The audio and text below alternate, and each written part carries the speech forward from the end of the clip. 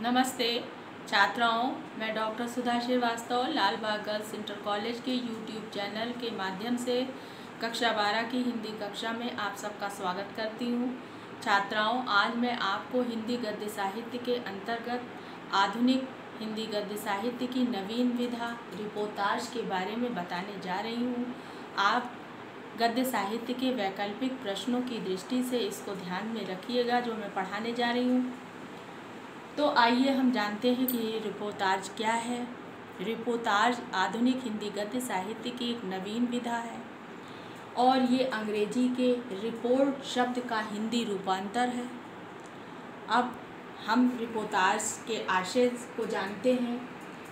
जब किसी घटना या घटना स्थल का आंखों देखा विवरण साहित्यिक शैली में कलात्मक ढंग से प्रस्तुत किया जाता है तो उसे रिपोर्टाज कहते हैं। जब लेखक किसी घटना या घटना स्थल पर जाकर वहाँ का आंखों देखा वर्णन साहित्यिक शैली में बड़े कलात्मक ढंग से उसको प्रस्तुत करता है, वास्तविक घटना का संदर्भ पूरी तरह से अंकित करता है, तो उसको हम रिपोर्टाज कहते हैं।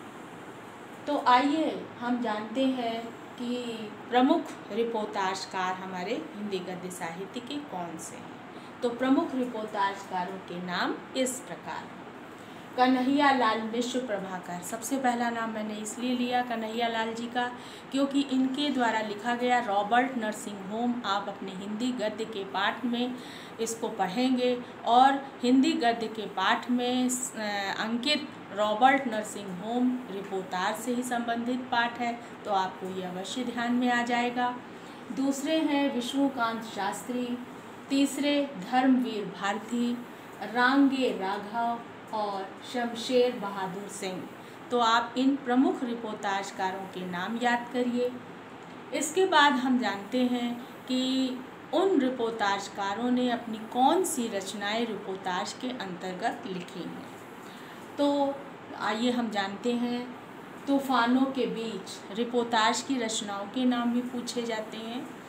तूफानों के बीच रॉबर्ट नर्सिंग होम में ये पाठ आपको ज़रूर याद रहना चाहिए क्योंकि ये रिपोर्टाज से संबंधित पाठ है जो कि आपने अपनी गद्य के अंश में आपने इसको पढ़ा, आपको पढ़ना है इसको।